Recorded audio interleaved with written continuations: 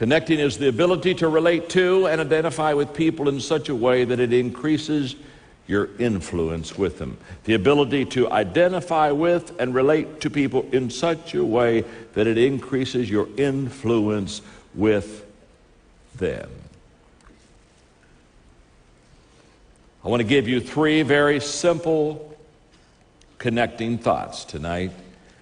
These thoughts are going to be applied to your spiritual life. These thoughts could be applied to your business life. These thoughts could be applied to your family life. Thought number 1 about connecting. Very simple. Connecting is all about others. That's the grand foundation and principle of connecting. It's not about you. It's not about me. It's all about others. I was in my 20s in Dayton, Ohio, and I didn't understand this. I was a pastor, and I thought connecting as a leader was getting everybody to buy into my vision, to get to buy into the things that I loved and the principles that I held true. And I was constantly working hard on getting people to buy into me and to buy into everything around. And I was constantly saying, come on the team. Here, don't you want to join this? Here's where we're going. Don't you want to get on the train?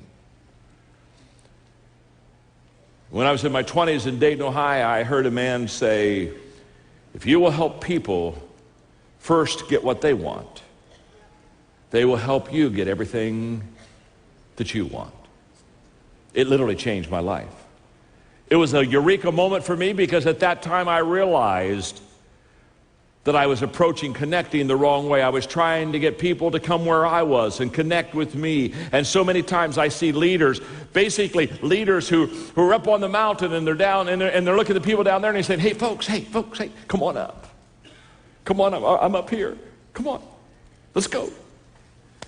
You've heard the expression, it's lonely at the top. A leader never said that.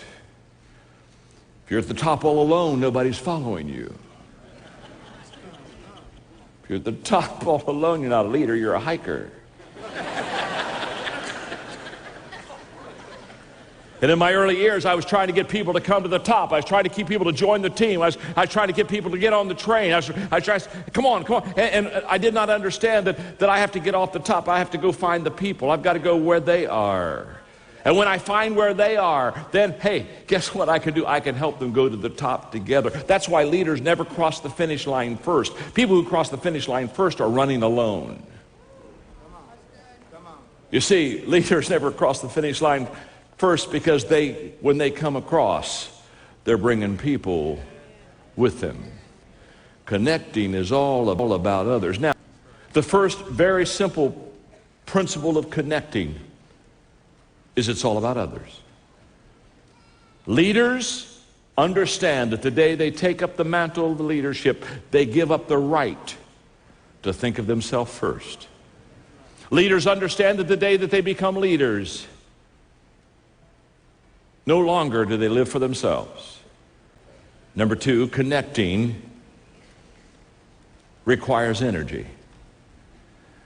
One of the reasons that we do not connect as much as we could or should is because there's a tremendous requirement of energy that we have to continually expend to connect. Can I tell you the only difference between a great dating life and an average marriage is you worked harder when you were dating. Of course you did. Every day you got up and said, how can I please her? What could I do for her? What could I buy for her? Is there something I could do that would add value to her? Every day you got up and it was all about the other person. The day you get married, you say, oh my God, how are you going to meet my needs? She says, I can hardly wait to see how you're going to connect with them. And then I thought, my goodness, how am I going to? Now what is connecting requires energy. So I began to work on it.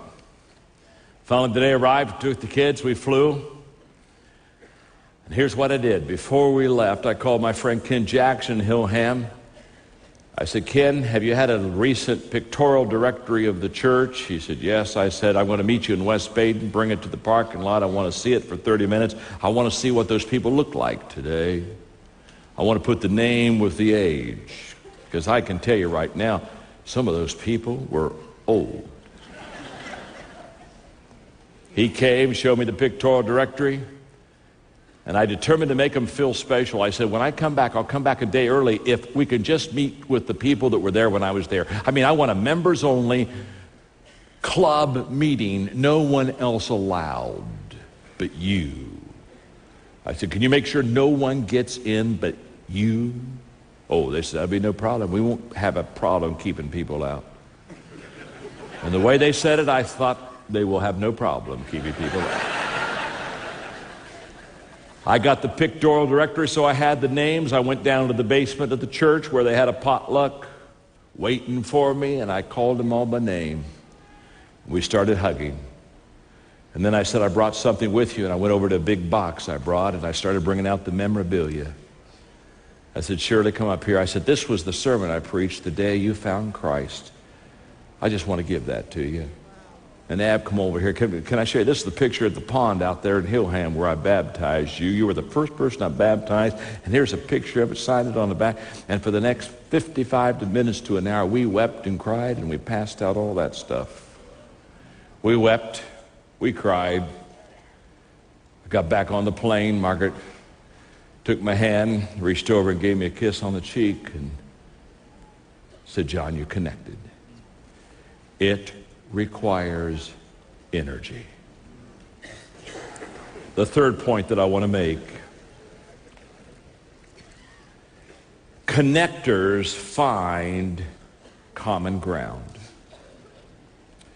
What connectors understand is very simple. What they understand is this, that to be effective, they have to go where the people are and know what the people know and participate in where the people are and what they're doing. They understand that they have to find common ground. Now that's huge. I wish I had time to talk to you about the different avenues that I try to take to find common ground, but just let me say this very, very simply. The great connectors, they find common ground, and then they lift the person to higher ground. Yeah. But you find common ground first. You can't lift a person to higher ground until you get where they are. But the moment that you and I get where they are and we connect with them and we get on the common ground, then what happens? Then we're able to take them to higher ground. And what I mean by higher ground is that we have taken enough time to know them so well that we learn how to lift and encourage them and to put them in a position where they sense that we look up to them, that we respect them, that we value them. So